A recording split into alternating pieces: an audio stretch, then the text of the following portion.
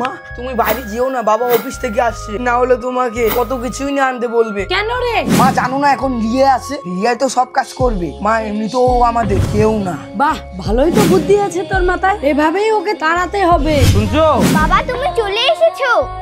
ওহ, জীবনটাই যেন চলে যাচ্ছে। তোর মা কই? বাড়িতেই আছে। আমার আর একটু কাজ আছে, রেডি হয়ে থাকিস, শপিং করতে যাব, ঠিক আছে? হ্যাঁ, তুমি এসে গেছো। সবাই রেডি থেকো কিন্তু। মা এই কাকে মা বলে ডাকছিস? তোর মা তো অনেক আগে উপরে চলে গেছে। এই বাড়িতে থাকতে হলে তোকে কাজ করে খেতে হবে। যত সব।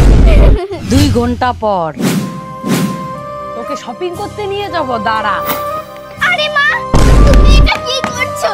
শপিং করতে যাব তো আমরাই, তুই আবার কোথায় যাবি? আর হ্যাঁ, মুখ থেকে কথাটা যেন বের না হয়। মা আমিও যাব। রিয়া, কত করে বললাম রিয়াকে স্কুলে না যেতে, ও আমার কোনো কথা শুনলোই না। ওর নাকি স্কুলে ইম্পর্টেন্ট কাজ আছে, আমরাই যাই। রেখে কি লাভ করবো? ও তো এমনিতে একটু পড়াশোনায় ভালো। কাকু কাকু কাকু কাকু। হ্যালো,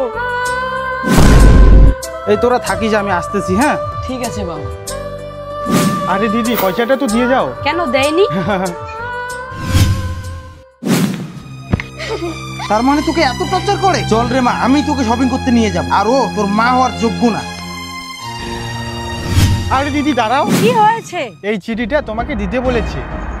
আমি কোনোদিনও ভাবতে পারিনি যে তুমি আমার মা হারা সন্তানকে এত বড় কষ্ট দিবে। তুমি তোমার ছেলেকে নিয়ে চলে যাও, আমার মেয়েকে আমি কষ্ট করে মানুষ করব। ভিডিওটিকে লাইক করে সাবস্ক্রাইব করবেন।